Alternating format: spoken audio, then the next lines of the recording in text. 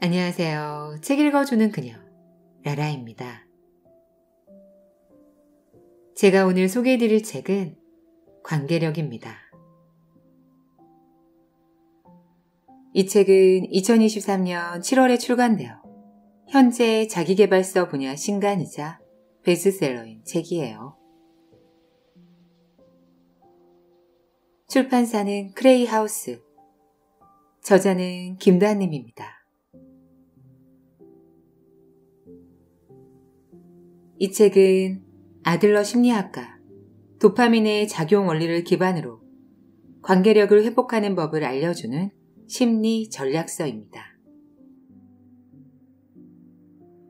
저자는 이를 생생하고 설득력 있게 전달하기 위해 최신 뇌과학과 심리학의 이론적 근거를 제시하는 것을 넘어 관계에 서툴렀던 자신의 과거를 고백하고 반성하고 있습니다. 저자는 말합니다. 우월성의 추구는 인간의 본능이며 모든 관계는 향상욕의 충돌이다. 저자는 아들러의 심리학을 접하며 관계에 실패한 자신의 근본 원인을 비로소 이해하게 되었다고 말하고 있습니다. 바로 자신의 과업을 통해 향상욕을 해소하지 못했기 때문에 타인과의 관계에서 향상욕의 배출을 시도했다는 걸 깨달은 것이라고 전하고 있습니다. 하지만 우리가 살아가면서 만나는 타인이 우리가 원하는 것 이상으로 인정해주지 않는 것이 현실입니다. 저자는 그런 우리에게 자신에게 의미가 있고 몰입할 수 있는 일을 찾아 거기에서 목표를 설정하고 성과를 내면서 어제보다 나은 내가 되면 관계에 관한 문제는 대부분 풀린다고 말해줍니다. 저는 이 책을 보면서 오롯이 혼자 설 수 있을 때 관계력 역시 회복할 수 있다는 것을 배울 수 있었어요.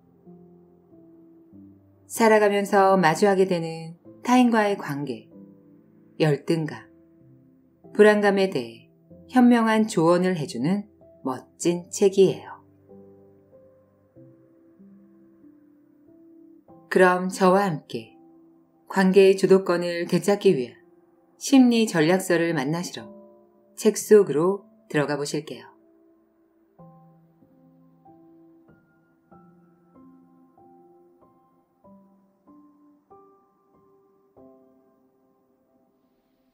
누구에게도 의존하지 말고 누구도 지배하려 하지 말라. 나는 나의 삶을 개선할 수 있다.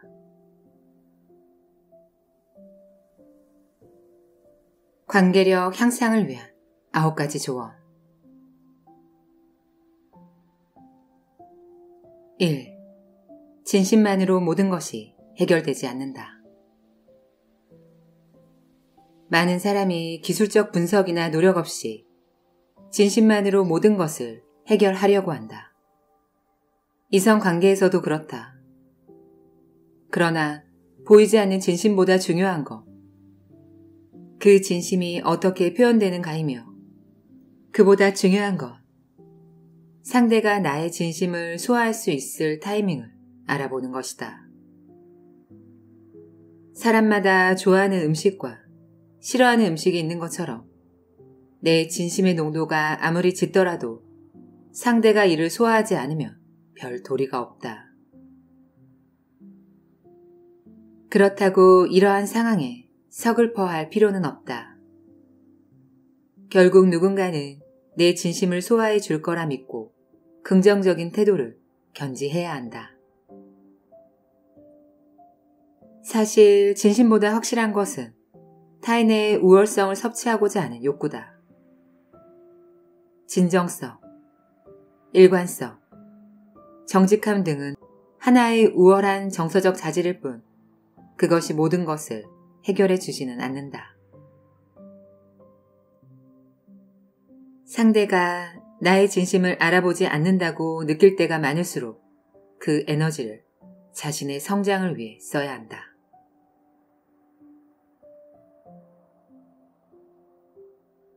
2.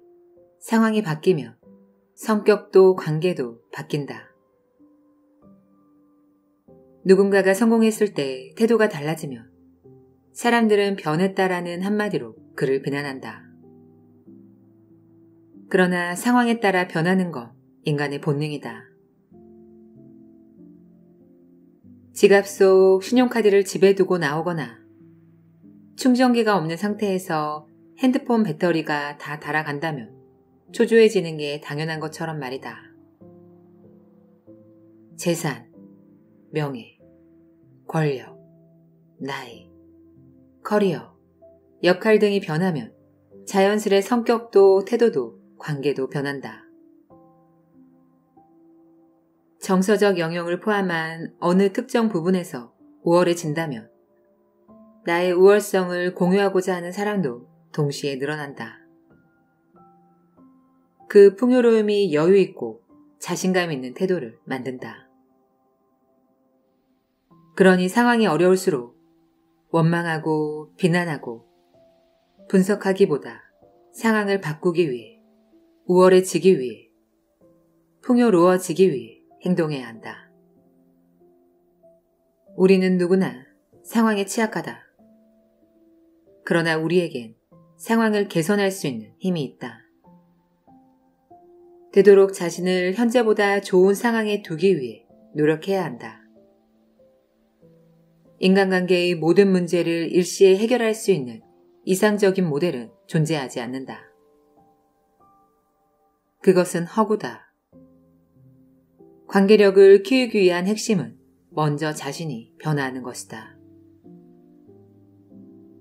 상황과 관계는 변화하는 자신을 자연스레 따라올 것이다. 3. 인간의 인정욕은 생각보다 크다. 회사 생활을 하다 보면 세상 모든 것에 초탈한 낚시꾼처럼 온화한 미소를 띠고 있는 중년의 상사를 종종 보게 된다. 욕심 하나 없어 보이지만 알고 보면 그의 인정욕 역시 결코 적지 않다.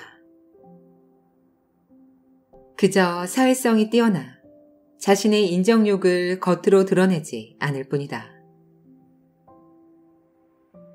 그의 내면에도 채워지지 않는 인정에 대한 갈망은 분명 존재한다. 혹은 그 초연함 자체를 인정받고 싶어 할 수도 있다.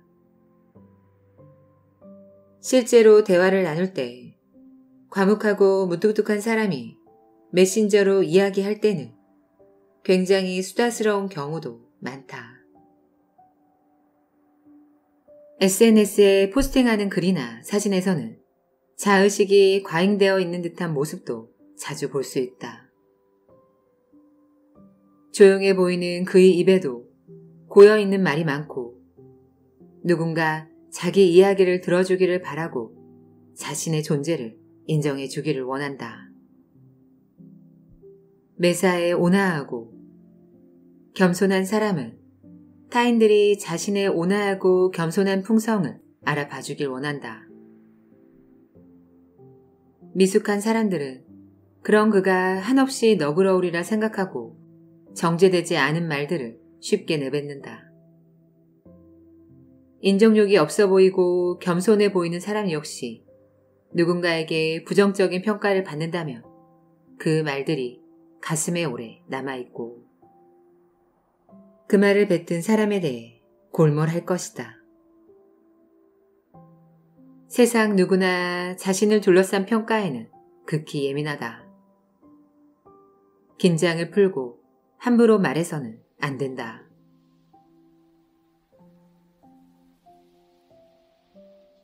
입보다 눈이 예민하다.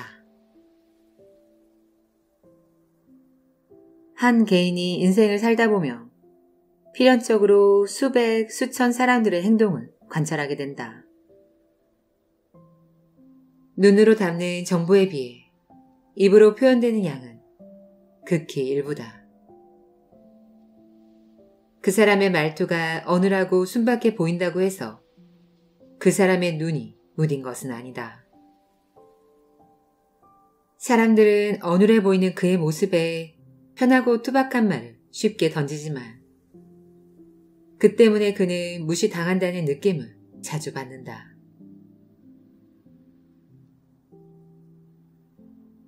입보다는 눈이 10배는 더 예민하다고 생각하자.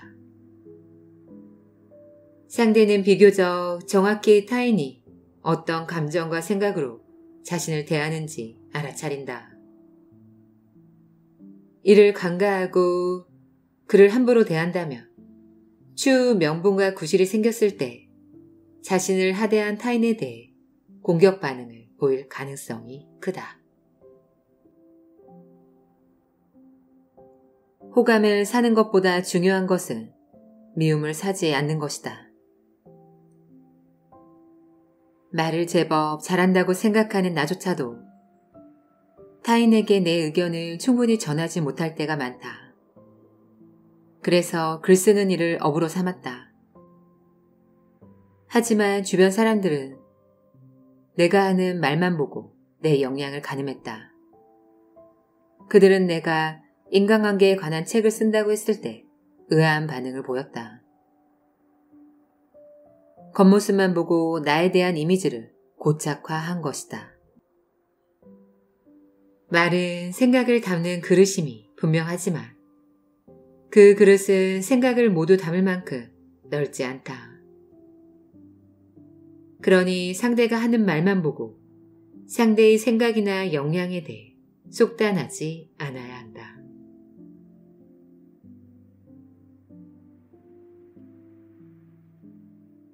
오, 나약함과 겸손함은 별개다.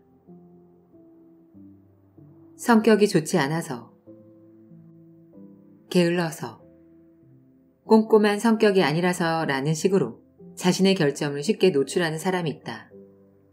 일종의 자기 불과 현상으로 결점을 고칠 노력은 하지 않고 그저 자존심의 상처를 미연에 방지하는 것만 신경 쓴다. 이는 자신의 결점에 대한 책임을 타인에게 전가하는 나약한 행동이다. 자신의 결점을 솔직함으로 포장해 스스럼 없이 노출하며 이해를 구하는 행동은 상대에게 불편감을 줄 뿐이다. 겸손함의 핵심은 자신의 역량보다 말과 행동을 축소해 스스로를 보호하는 것이지 자신의 결점을 노출하는 것이 아니다. 인간은 나약함에 반감을 품는다. 그나마 기대할 수 있는 감정은 동정심이지만 동정심은 호감과 다르다. 아니, 대부분의 사람이 애당초 자신의 삶 또한 전투이기에 타인의 삶을 면밀히 들여다보고 동정할 심적 여유도 없다. 자신이 어려운 상황에 직면해 있으면 자신의 결핍을 말과 행동으로 드러내지 말고 이 결점을 극복하기 위해 노력하는 태도로 정서적 우월성을 드러내야 한다. 그게 상대를 내 편으로 만드는 길이다. 누구나 열심히 노력하는 사람들을 도와주고 싶어 하고 반대로 나태와 나약함을 혐오한다. 당신이 정말 열악한 환경에서 나태하게 지내는 사람과 상황을 타개하기 위해 노력하는 사람 중 누구를 돕고 싶어 하는지를 자문해보며 답을 알 수 있을 것이다. 우리는 타인을 도울 때 대개 정서적 보상을 바란다. 자신의 선행이 초래한 결과를 상상하고 이를 통해 자신의 향상욕을 채우는 것이다. 인간은 누구나 손실 회피 성향을 갖고 있기에 자신의 선행이 어떠한 상황도 바꾸지 못하는 것을 견디지 못한다. 그래서 상황을 바꿀 수 있는 태도를 가진 이를 돕고 싶어 한다. 이는 사업과 투자에 있어서도 마찬가지다. 경제적으로 풍요로운 중년의 사업가가 청년 스타트업을 후원하는 이유 또한 자신에게 퇴적되어 가는 노력의 가치를 청년들을 통해 재발견하고 이를 통해 정서적 만족감을 느끼고자 하는 것이다. 불만족이 심해질수록 우리의 노력 또한 깊고 진해져야 한다. 6. 마음이 변하는 것은 배신이 아니다. 인간의 마음은 상황과 시간의 변화에 따라 얄궂게도 쉽게 변한다. 애정도 변하고 기호도 변한다. 변하지 않는 한 가지는 인간의 마음은 변한다는 사실이다. 상실감이 두려운 사람은 이 변화를 쉽게 납득하지 못하고 과거의 끈을 붙잡고 상대를 원망하면서 세월을 보낸다. 그리고 끝내 마음이 어떻게 변하냐며 상대를 비난한다. 하지만 변화는 어쩔 수 없는 것이다. 친구와의 우정이 식을 수도 있고 사랑하는 상대가 차갑게 돌아설 수도 있다. 그러니 우리는 이 변화에 익숙해지고 받아들이는 연습을 해야 한다. 그리고 집착하지 않아야 한다.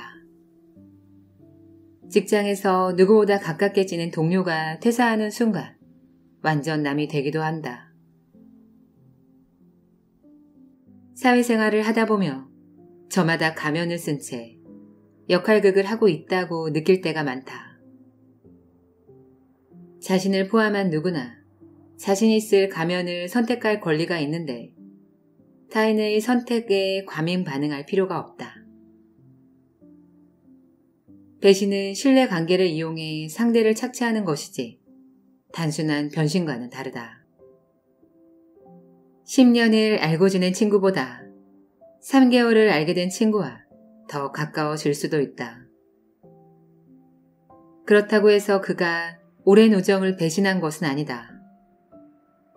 사람의 마음은 간절함만으로 얻어지지 않을 때가 많다.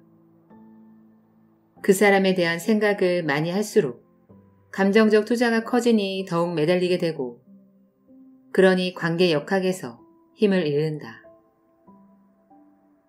떠나가는 타인의 마음에 인위적인 힘을 가하는 것보다 중요한 것은 나 스스로가 매력적인 선택지가 되도록 그래서 상대가 오래도록 내 곁에 머물도록 노력하는 것이다.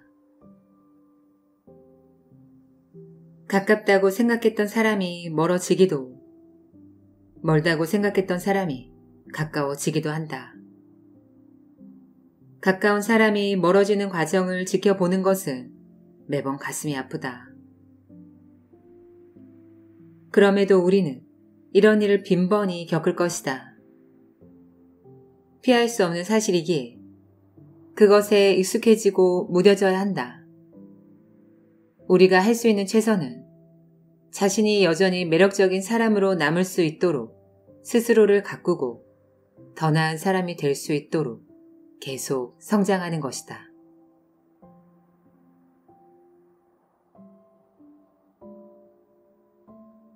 7. 뒷담화는 본능이다. 수백만 년 전부터 인류는 부족 단위로 생활해왔다. 그들은 홀로 사는 것보다 더불어 사는 것이 생존에 유리하다는 걸 일찍이 터득한 것이다. 종족의 유지 측면에서 우리의 선조들은 종족 내 타인에 대한 정보를 공유하는 문화를 발전시켜왔다. 누군가가 종족의 위해를 가할 만한 행동을 하거나 반역을 모색한다면 그를 응징하거나 추방해 종족을 보존해야 했다. 그래서 타인을 화두에 올려 대화를 이어가는 것은 성향이라기보다 본능에 가까운 것이다. 뒷담화는 말 그대로 당사자가 없는 상태에서 담화를 이어가는 행위를 말한다. 그리고 그 행위는 우리가 방지한다고 해서 쉽게 없어지지 않는다. 그러니 우리는 우리가 없는 자리에서 일어나는 뒷담화에 대해 예민하게 반응하기보다는 이 담화에 타격받지 않을 감정적 방어력을 키워야 한다.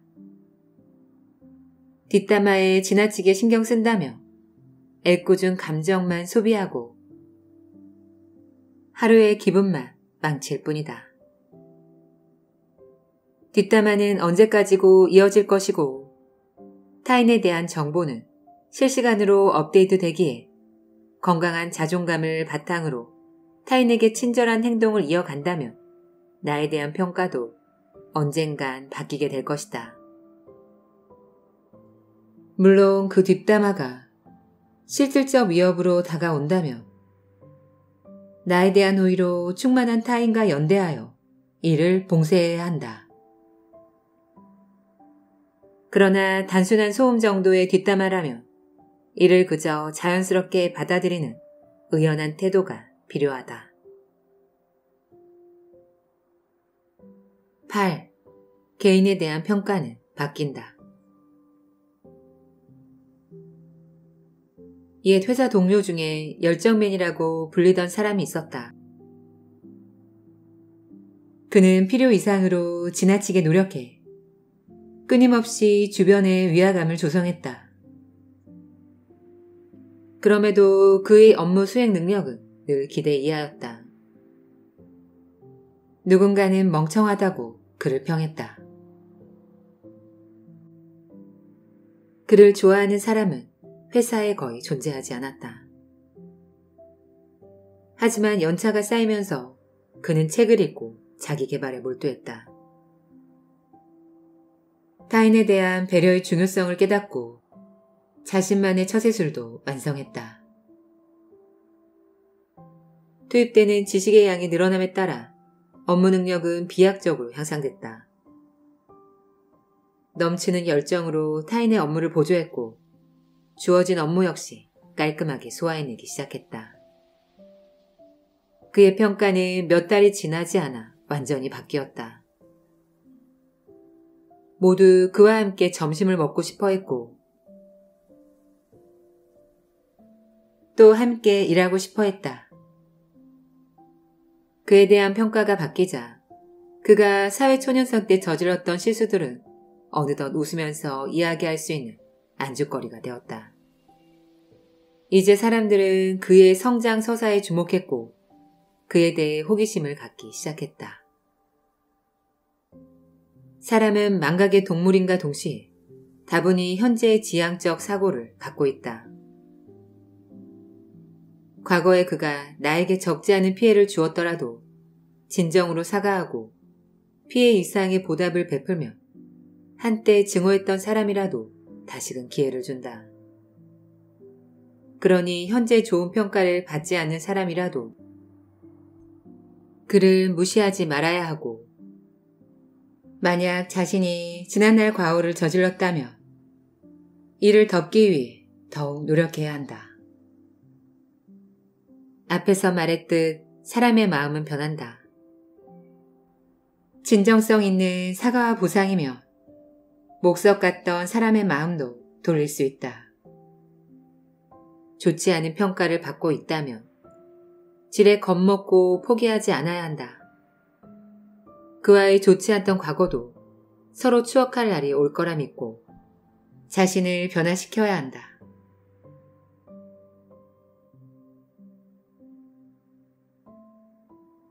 9.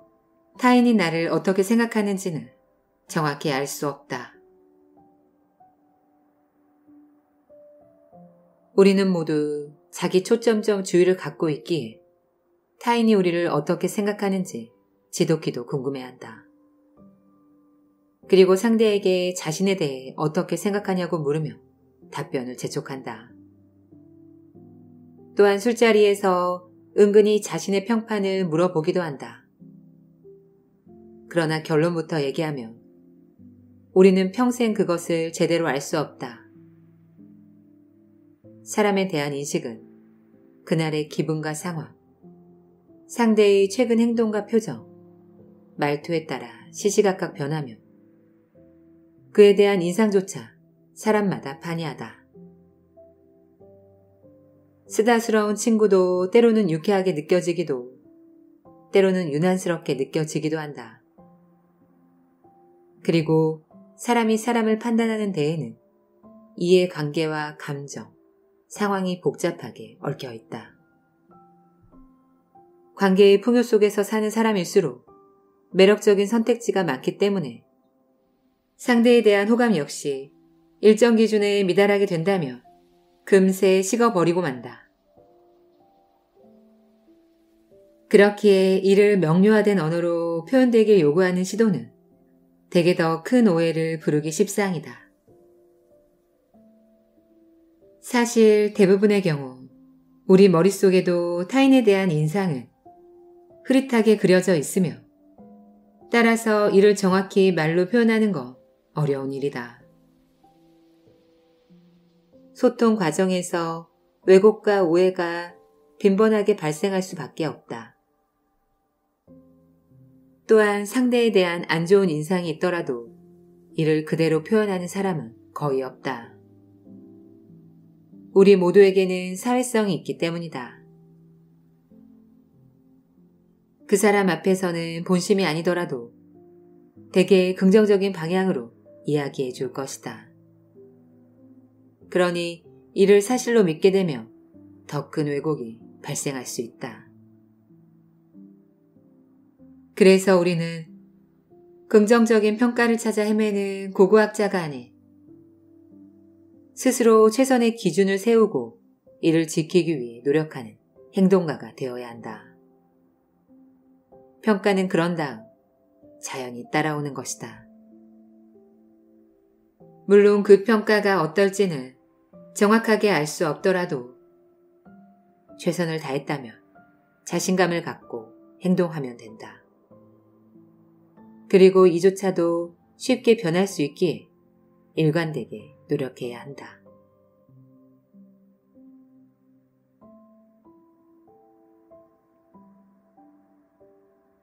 지금까지 책 읽어주는 그녀 라라였습니다. 오늘도 끝까지 들어주셔서 감사드려요.